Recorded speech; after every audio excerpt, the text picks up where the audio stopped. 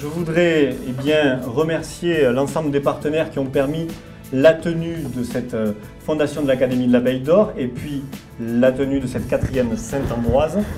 Alors je veux bien sûr remercier la Fondation Bembert qui nous accueille, la ville de Toulouse, le Muséum de Toulouse, la ville de Balma, France Bleu, ainsi que les entreprises apicoles, Apiculture Rémio, Naturapi, ICO et Bigward. Merci aussi, je l'ai dit déjà cette semaine, à nos adhérents qui sont plusieurs centaines à contribuer tout au long de l'année à nos actions différentes et à nos 2 salariés qui ont permis, après des mois de travail, l'aboutissement de ce 4e congrès. Merci à ceux qui ont fait le déplacement de loin et qui sont venus en amitié ce soir. Merci enfin à notre parrain, Yann Arthus Bertrand, de son soutien et de sa présence ce soir. Les gens qui s'occupent d'abeilles, c'est mes amis. Et c'est vrai qu'aujourd'hui, je suis moins activiste. C'est vrai que vous allez voir le film Human, que je parle un peu plus d'amour que de... C'est vrai que c'est un combat qui me... Alors, je n'ai pas baissé les bras, mais j'ai l'impression qu'on n'avance pas. J'ai vraiment l'impression qu'on est toujours à se dire il y a de l'espoir, ça va avancer. Donc, je suis venu simplement pour écouter, pour apprendre et pour vous dire que je vous aimais. C'est tout. Voilà.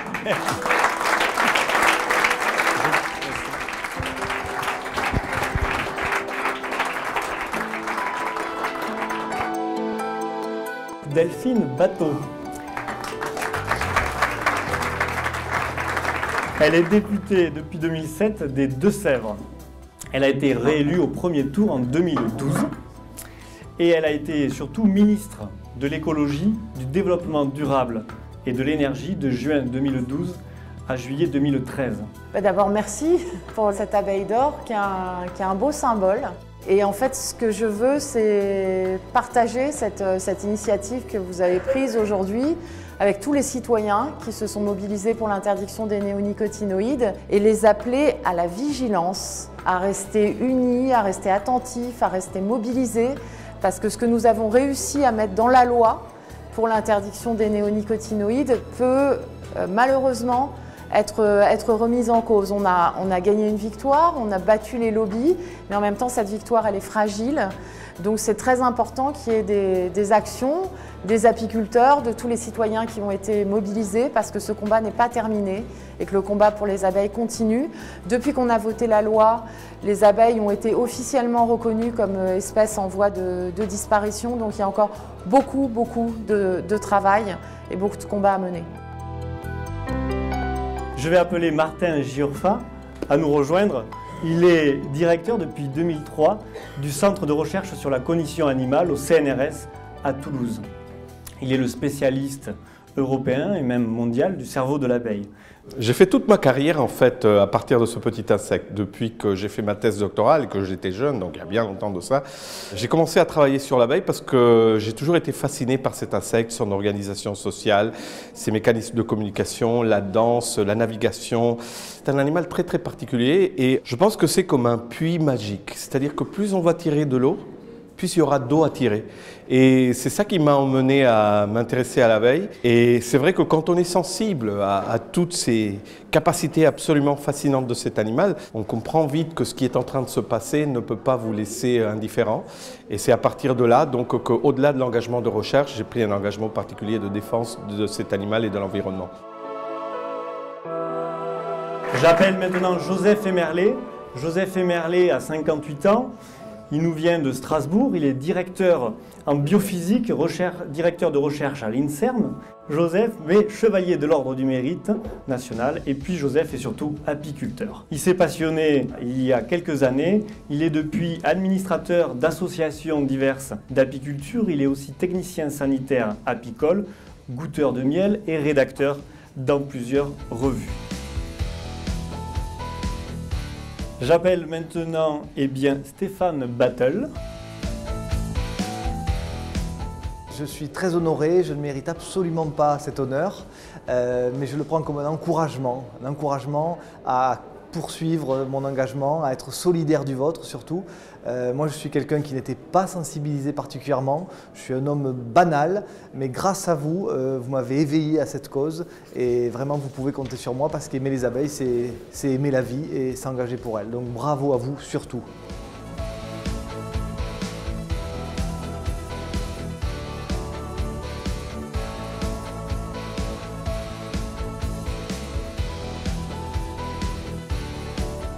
J'appelle maintenant François Veillerette, directeur et porte-parole de l'ONG Génération Future, une ONG qui travaille sur la santé des agriculteurs, des consommateurs et qui fait une veille sur l'impact des pesticides sur notre santé. Merci à lui pour son travail. Notre association Génération Future, comme son nom l'indique, est là pour défendre les devenirs de l'humanité, ces générations futures dont on veut préserver la santé, la capacité de se reproduire et vivre dans un environnement sain. Mais quand on a cette lutte-là en tête, évidemment, on s'intéresse aussi à l'ensemble de la biodiversité. On ne peut pas lutter pour défendre la santé de l'homme et les générations à venir si on ne considère pas que cet homme va vivre dans un environnement et que la biodiversité à laquelle il appartient vaut autant que lui le coût d'être défendu. Et donc, dans le cadre de la défense de cette biodiversité, la défense de l'abeille et des pollinisateurs sont absolument emblématiques. L'abeille est un excellent emblème, mais bon, cette décoration le rend visible, symbolique, mais de pourquoi on doit défendre cette biodiversité. Déjà en tant que telle, parce que le vivant a une valeur. L'abeille est intelligente, elle a une organisation sociale et en même temps, elle a une place prépondérante dans les écosystèmes. Elle permet de favoriser la reproduction des plantes. C'est un gage de la vie sur Terre, de la qualité de la vie sur Terre, mais elle est aussi importante pour nous, humains. Et c'est ça un peu le paradoxe de la chose. On est en train de détruire l'abeille et en détruisant l'abeille, on est en train de perdre une capacité de production agricole. On sait que c'est à peu près un tiers de la production agricole qui dépend directement de l'abeille. Donc on est en train de scier la branche sur laquelle on est assis en détruisant nos écosystèmes et l'environnement. On a oublié, que nous, êtres humains, faisons partie de l'environnement. On se croit supérieur, alors qu'aujourd'hui, on doit le défendre, cet environnement, pour ce qu'il est, pour sa beauté, pour sa richesse, et aussi pour préserver nos conditions de vie, non seulement les nôtres, mais celles des générations à venir. Donc aujourd'hui, c'est un honneur de faire partie de cette Académie de l'abeille d'or, de cette première session. Et c'est un honneur, mais c'est un honneur aussi qui renvoie beaucoup de responsabilités. Moi, ça fait plus de 20 ans que je me bats sur ces questions. La pollution par les pesticides, la pollution par les produits chimiques, la défense de la santé environnementale, la défense de la biodiversité. Ça nous renvoie encore, et ça me renvoie personnellement, ainsi qu'à mon équipe, une responsabilité pour continuer au moins pendant 20 ans encore, à continuer à bagarrer sur ces thématiques-là et aller vers d'autres victoires comme on a pu en avoir sur les abeilles récemment. J'appelle maintenant un autre ami, Patrick Gimena. Patrick Gimena a été le premier conseiller général écologiste de 2011 à 2015 dans le département de la Haute-Garonne et a fait partie des élus avec Jean-Jacques Bolzan et puis Gérard Bapt qui nous ont accompagnés la première manifestation à la préfecture pour dénoncer l'action des épandages aériens sur notre santé.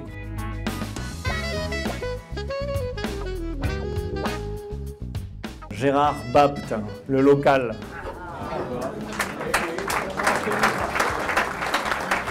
Donc Gérard Bapt est député de la seconde circonscription de la Haute-Garonne.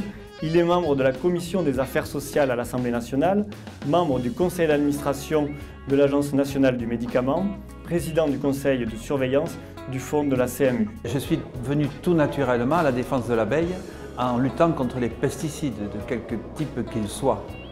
Et à cet égard, j'ai trouvé aussi une autre cause autour de l'abeille, c'est la cause de la biodiversité, qui est menacée non seulement par le risque chimique, mais aussi par certaines activités humaines tout simplement. Voilà pourquoi je suis très heureux aujourd'hui de m'être retrouvé dans une ambiance militante, avec des gens qui y croient et autour d'un grand nom comme Artus Bertrand.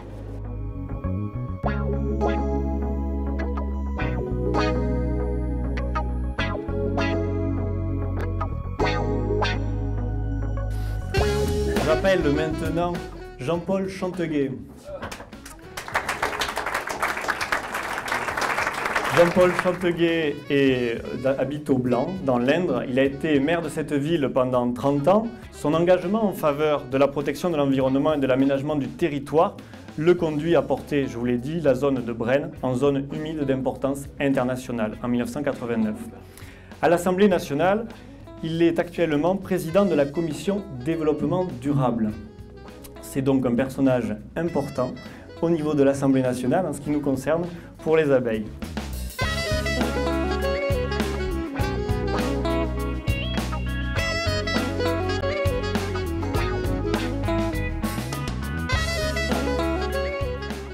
J'appelle maintenant Jean-Jacques Bolzan. Jean-Jacques est délégué médical à la base et puis engagé en politique depuis de nombreuses années. Il est aujourd'hui adjoint au maire de Toulouse. L'abeille, c'est quoi? C'est la vie, c'est le reflet de la vie. Une reine, les abeilles qui butinent autour, c'est la pollinisation. Sans pollinisation, pas de vie. Donc je crois que c'est important, c'est la base de la vie, c'est la base, c'est par là qu'il faut que commence la vie. Donc si on casse les fondations, les fondamentaux, c'est la vie qu'on tue.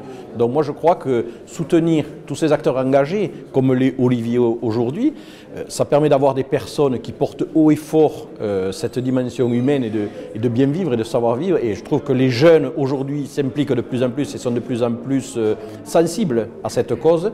Et pour ma part, depuis 20 ans, j'ai toujours soutenu le syndicat des apiculteurs parce que je pense qu'il porte la bonne cause. Moi, personnellement, j'ai une petite ruche, mais je ne suis pas aussi impliqué, aussi actif que certains qui peuvent l'être. Donc, avec ma modeste personne, c'est un soutien supplémentaire qu'on porte à ceux qui vraiment sont investis là-dedans. Et je crois que c'est important pour l'avenir et pour le bien-être de tout le monde.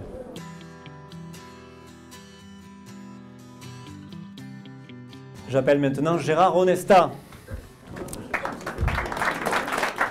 Gérard Onesta est né à Albi, en pays Qatar. Il est architecte de formation depuis 3 décennies. Il est dans la défense de l'environnement. Il a été militant dans les associations et dans la politique. Dans la politique, il s'est impliqué au niveau des sphères européennes et onusiennes. Moi, j'avais appris à l'école primaire que c'était les abeilles qui permettaient, en allant de fleur en fleur, colonier des fruits et des légumes.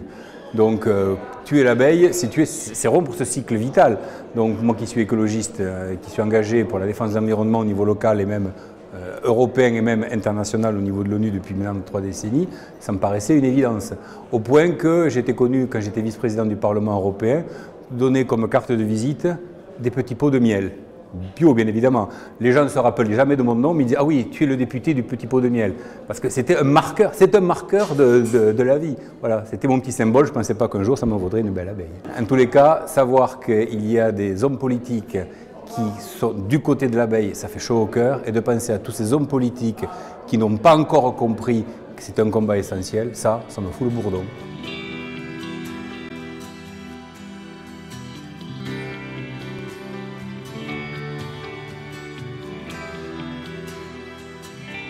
J'appelle maintenant Jean-Michel Fabre. Jean-Michel Fabre est le vice-président du conseil départemental de la Haute-Garonne, en charge du logement, de l'environnement et du plan climat. Il est vétérinaire de formation et directeur associé d'une société de conseil et d'accompagnement. Il a pris des positions au niveau du conseil départemental pour demander l'interdiction des pesticides nocifs pour les abeilles, puisque en février dernier, lui aussi, au niveau du conseil départemental, a fait voter un vœu à l'unanimité pour demander l'interdiction des insecticides néonicotinoïdes.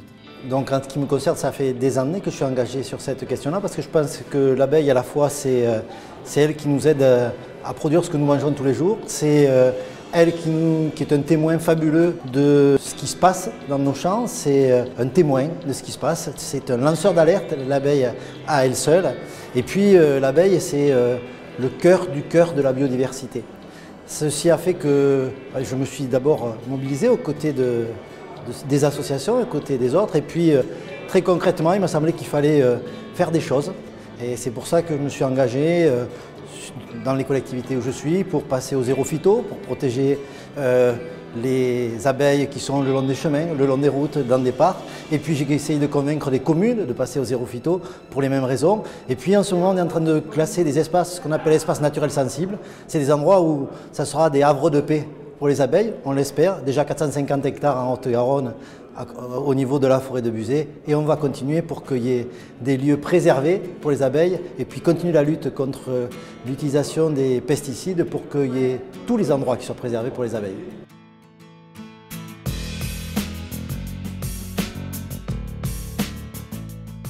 Alors, Denis Sapin est apiculteur professionnel. Il est vice-président de la Fédération française des apiculteurs professionnels. Il est un ami avant tout et un professeur d'apiculture pour la famille, puisqu'il nous a appris beaucoup en apiculture. Et il fait surtout partie des rares apiculteurs qui ont combattu jusqu'à aller devant le juge d'instruction dans le cas du procès Gauchot et Régent. Merci Denis pour ton implication sur le terrain, sur les épandages aériens, car Sans lui et sans notamment Jacques Dandelot des Faucheurs Volontaires de la Haute-Garonne, nous n'aurions jamais réussi au niveau du syndicat à gagner cette victoire. Merci Denis. Et pour terminer, j'appelle Franck Alletru. Franck Alletru est apiculteur professionnel en Vendée.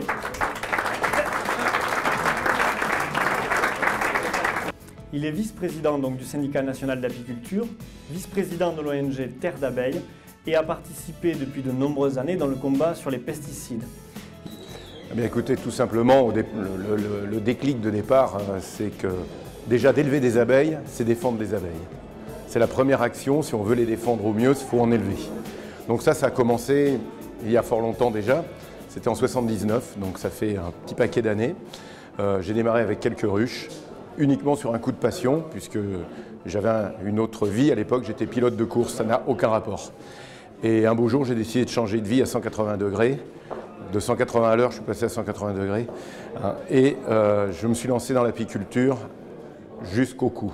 C'était devenu la passion totale et mon quotidien. Aujourd'hui, j'ai plusieurs milliers de ruches. Et ce qui m'a amené à m'engager, c'est que dans les années 95-96, ça a été les premières périodes d'utilisation des fameux néonicotinoïdes. Et j'ai vu mes ruches se vider de façon concomitante avec la floraison de toutes ces cultures qui étaient traitées, en l'occurrence le tournesol et le maïs. J'ai fait un petit travail très simple d'enquête et de superposition de cartes avec des calques, avec une méthode très simple militaire. Et j'ai mis en évidence que toutes les zones au départ où les ruches mouraient, se vidaient, c'était les zones où il y avait eu l'utilisation de ces produits. À partir de là, je me suis rendu compte que la problématique dépassait absolument le domaine de la santé des abeilles, mais qu'on arrivait à une problématique de la santé humaine. Et là, je me suis dit que je n'avais pas le droit non seulement de m'arrêter quand on avait retiré le gaucho et le régent, mais qu'il fallait que j'aille au-delà, que c'était tous les pesticides qu'il fallait revoir, leur homologation, leur évaluation. Et là, je me suis investi à 100% pour faire en sorte que plus jamais on puisse autoriser, avec des pseudo-tests, des pseudo-évaluations, d'autoriser des produits sur les marchés. Et à partir de là, j'ai monté la coordination des apiculteurs de France qui regroupait tous les syndicats en 1997. Et on est allé progressivement de ministère en ministère et de député en sénateur. Et finalement, c'est tous les apiculteurs de France qui se sont soulevés, tous avec beaucoup d'engagement. Et ce soir, cette médaille, cette abeille d'or, je la partage avec tous les apiculteurs de France. Parce que les apiculteurs, c'est comme une ruche, c'est notre nombre qui fait notre force. Et il faut qu'on reste unis comme sont unis les abeilles dans un essaim.